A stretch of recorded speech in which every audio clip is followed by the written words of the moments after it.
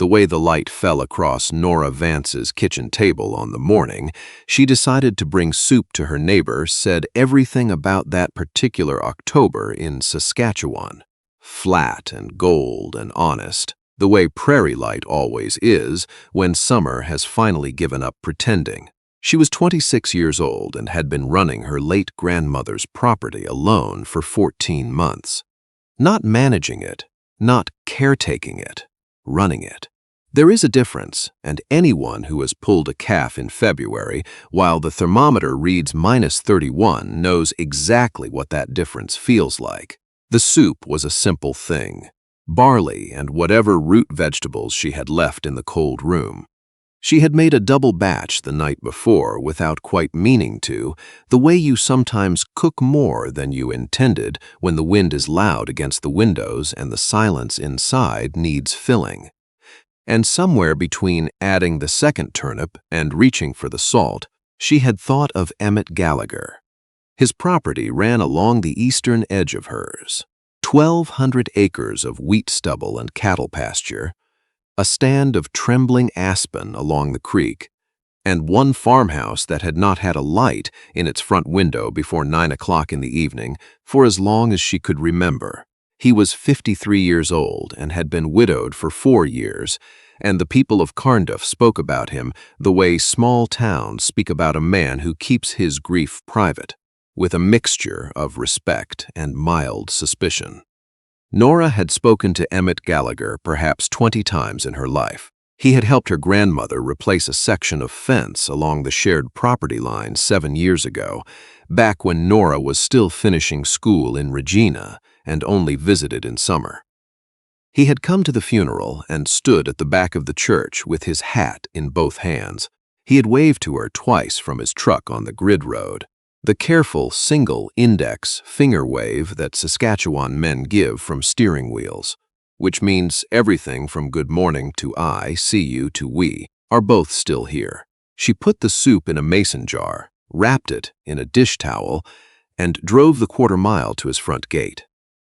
There was a man that autumn who had been paying attention to Nora in the way that some men do when they sense a young woman is alone on a piece of land worth something. His name was Derek Showalter, and he was 34 years old, and he worked for an agricultural consulting firm out of Weyburn. He was handsome in a careful, maintained sort of way. He wore clean boots to farm meetings, which is either impressive or suspicious depending on your perspective.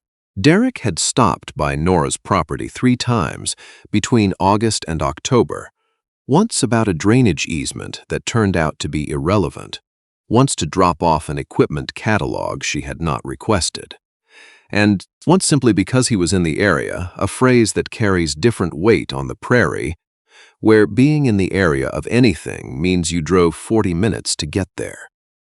He said the right things. He complimented her on the condition of the pasture. He expressed admiration for how she had managed the property. He once referred to her grandmother's land as your operation, with a small emphasis on your that was meant to be flattering and landed somewhere close to patronizing instead. Nora was not unaware of his intentions. She was 26, not 12, but she was also genuinely uncertain, not about Derek specifically, but about the larger question that Saskatchewan winters have a way of pressing on a person who lives alone. The question is not, am I lonely, because the answer to that one is always complicated. The question is really, is this the shape my life is going to hold? And that question does not have a comfortable answer at 26 on a property where the nearest town is 20 minutes away and the wind does not stop for 6 months. She had thought about it the night she made the soup. She thought about it driving down the grid road toward Emmett Gallagher's gate. He came out of the barn before she reached the house, which meant he had heard her truck on the gravel, which meant he was paying attention to the sounds of his property, the way a man does when he has learned to rely on himself entirely. He was tall in a way that had nothing to do with height, the particular tallness of a person who carries their own weight without complaint. He was wiping his hands on a rag when he saw her. He stopped. "Nora Vance," he said. not a question. Just her name, said the way you say the name of something you recognize. Mr. Gallagher, she said. She held out the jar. I made too much soup. It happens. He looked at the jar. He looked at her. Some complicated calculation crossed his face and was resolved quietly, the way a man of 53 who has been through grief and solitude resolves things. Not because they are simple, but because he has learned that most of life's complications do not require a speech. Come in for coffee, he said, while I heat this up, if you've got time. She had time. She came in. His kitchen was clean in the way of a man who has no one to be clean for, and therefore does it out of habit and self-respect. There was one coffee mug on the counter, one plate drying in the rack, a calendar on the wall with the livestock sale dates, circled in red pen, and a photograph on the shelf above the window of a woman who must have been his wife, dark-haired, laughing at something outside the frame, caught in some summer that was a long time ago now. Nora did not comment on the photograph. Some things you leave alone. He poured her coffee without asking how she took it, which meant he either knew, or he assumed she took it black, which turned out to be correct. They sat across from each other at the kitchen table, and the soup heated on the stove, and outside the kitchen window, the aspen leaves were coming down in small, pale spirals. "You've been managing all right?" he asked. "I've been managing," she said. "Your grandmother knew what she was doing with that south pasture," he said. "I always told her that." "She knew what she was doing with most things," Nora said. There was a pause that was not uncomfortable. The soup made a quiet sound on the stove. "You're staying on, then," Emmett said. It was not quite a question. "I'm staying on," she said, and saying it out loud to another person sitting in that kitchen with the leaves coming down outside and the soup heating. It settled something in her that had been unsettled for 14 months. Not because he had done anything particular, just because he had asked, and she had answered, and it had felt like a conversation between two people who understood the same things. She went home and thought about it for 3 days. On the 4th day, the section of fence along the creek that had been leaning since August finally came down in a windstorm. Nora put on her work coat and her gloves and went out to assess the damage, and found that Emmett Gallagher was already there on his side, walking the line, with a spool of wire and post driver in the back of his quad. He looked up when she crossed the field. "How many posts?" he called. She counted. 7, she called back. He nodded. He unloaded the post driver. They worked the line together for 2.5 hours without discussing it, which is not a thing that happens between neighbors who don't understand each other. The wind was cold and the ground was starting to harden, and neither of them said anything that was not directly related to the fence, but by the time they were done, there was something established between them that had not been there before. Something that did not need to be named to be real. He said, "Your grandmother would have had this done in August." Nora said, "She would have had it done in June." He almost smiled. It was a very controlled almost smile, the kind that costs something in a man who has been alone a long time. She drove home and sat in her kitchen and thought, at what point do you give a person a real chance? Now, if you'll let me step outside this story for just a moment, I want to ask you something directly. Where are you listening from today? Are you somewhere in British Columbia, watching the last of the rain come through? Are you out in Ontario or down in Nova Scotia where the October light is something else entirely? I want to know. Leave it in the comments below. Your province, your town, whatever you'd like to share. And if this story is landing somewhere close to home for you, a like goes a long way toward letting us keep doing what we love doing here at Frontier Roots. Now, back to Nora. Derek Showalter came by the following week with a bottle of wine, and a reason that was even thinner than the previous ones. Something about a neighbor, 2 properties, over who was considering a land lease. And wouldn't Nora want to know about it? He stood in her doorway with the wine and his clean boots and his careful face, and she thought, he is a decent man. She genuinely believed that. A decent man with good intentions and a calculation underneath them that he probably wasn't even entirely aware of. She invited him in because she was raised to be a decent person herself.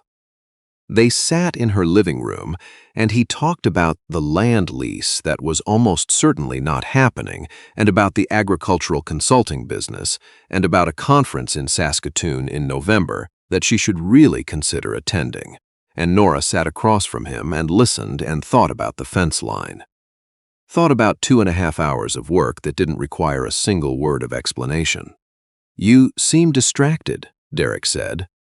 "I'm thinking," she said. "About what?"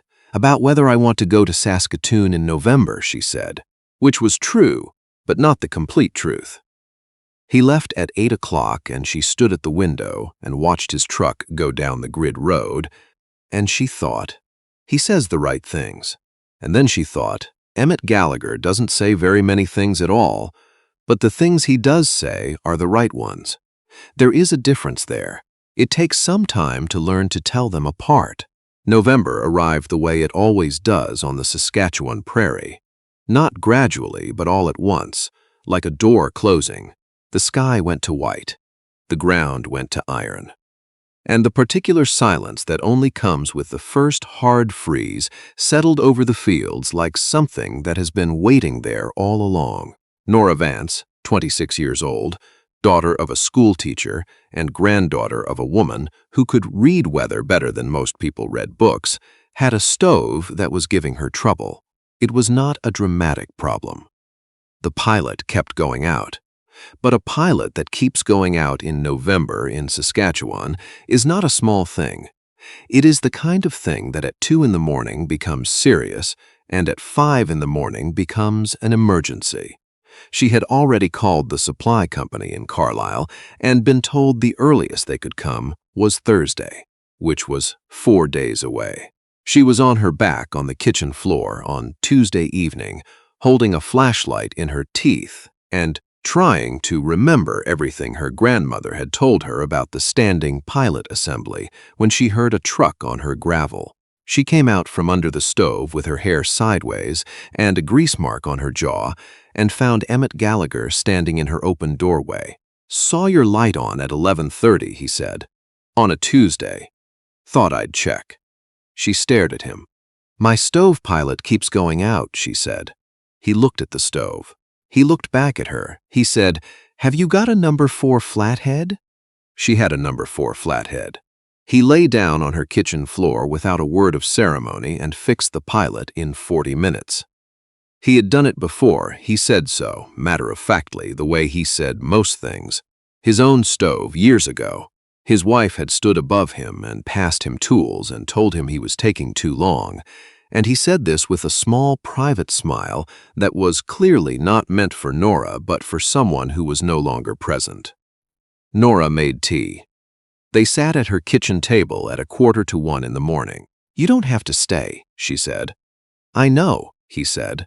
He stayed until 2. They talked, actually talked, the way people talk at 1 in the morning when their defenses have gone to bed before them. She told him about her grandmother, about the summer she was 12, and learned to drive the half-ton in the back field, about how she had meant to go to Vancouver after university, and how she had come back for the funeral, and how the land had been there, and she had been here, and it had seemed, in some way, she couldn't fully explain, like the answer to a question she hadn't quite asked yet. He told her about arriving in Carnduff at 31 with his wife Joanne, who was from Lethbridge and had thought prairie farming was romantic until the first time the crop failed, and who had loved it anyway, not in spite of the difficulty, but because of what it required of you. He said this quietly and without performance. Joanne had been 51 when she died, a thing that happens and does not stop happening. "She would have liked you," Emmett said. She had no patience for people who couldn't figure out their own stove pilot, but she would have liked you. Nora laughed. It was genuine. He left at 2. She watched his truck lights cross the frozen field and disappear into the dark, and she sat back down at her kitchen table, and the house was warm now, and she thought, this is what it feels like when something is real. It was the first week of December when Derek Showalter made his last visit. He came with a straightforward proposition this time, no thin pretexts, which she respected. He had a brother-in-law in real estate in Regina who had mentioned that farmland values in this part of Saskatchewan were going to shift significantly over the next 5 years, and if Nora was interested in consolidating or selling any portion of her property, he knew people who could make it worth her while. She was 26 years old, and she had been waiting for this particular conversation since August. She said, "I'm not interested in selling any portion of my property," he said. "I didn't mean." "I know what you meant," she said. She said it without heat because there was no heat in her. Just clarity. "And I want to be honest with you, Derek, because you've been decent to me and you deserve a straight answer. I'm not going to sell. I'm not going to Saskatoon. And I don't think you and I are moving in the same direction." He was quiet for a moment. He was not a bad man. He absorbed this the way a reasonably good person absorbs a clear no, not gracefully, not immediately, but without ugliness. "The land meant that much to her," he said finally, meaning her grandmother. "The land means that much to me," Nora said. He left. She closed the door. The house felt very quiet and very much her own. Christmas came.